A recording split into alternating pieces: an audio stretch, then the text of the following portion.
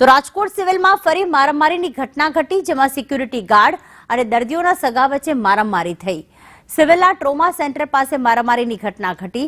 મારામારીની ઘટનાનો વિડીયો જે છે હાલમાં વાયરલ થઈ રહ્યો છે। રાજકોટની સિવિલ હોસ્પિટલમાં સિક્યુરિટી ગાર્ડ અને પરિવારજનો વચ્ચે, જે દર્દીના પરિજનો હોય છે, તેમની વચ્ચે મારામારીની ઘટના બની હતી અને આ વિડીયો હાલમાં વાયરલ થઈ રહ્યો છે। સિક્યુરિટી ગાર્ડ અને દર્દીઓના સગા આમને સામને આવી ગયા હતા, એકબીજા પર હાથ ઉપાડી રહ્યા હતા। મારામારીની ઘટના બની છે સિવિલના ટ્રોમા સેન્ટરની બહાર। તો રાજકોટમાં મારામારીનો આ ઘટનાનો જે વિડીયો છે તે હાલમાં વાયરલ થઈ રહ્યો છે, જેમાં દર્દીઓના કેટલાક સગા છે જે પહેલા તો સિક્યુરિટી ગાર્ડ સાથે માથાકૂટ કરી રહ્યા છે અને ત્યારબાદ મારામારીની ઘટના પણ બની। મયુર, મુદ્દો શું હતો? દર્દીઓ અને જે દર્દીઓના સગા અને સાથે સિક્યુરિટી ગાર્ડ વચ્ચે કઈ બાબતે બબાલ થઈ?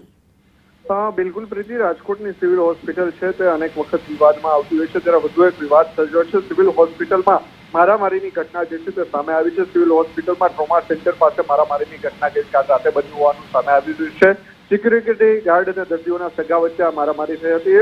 જે દર્દીના સગા જે છે તેમને વોર્ડની અંદર ન જવા દેતા આ ઘટના બની હોવાનું સામે આવ્યું છે। સમગ્ર મામલે હાલ તપાસનો આદેશ જે છે તે સિવિલ અધિક્ષક દ્વારા આપવામાં આવ્યો છે। આભાર મયુર, તમામ વિગતો માટે।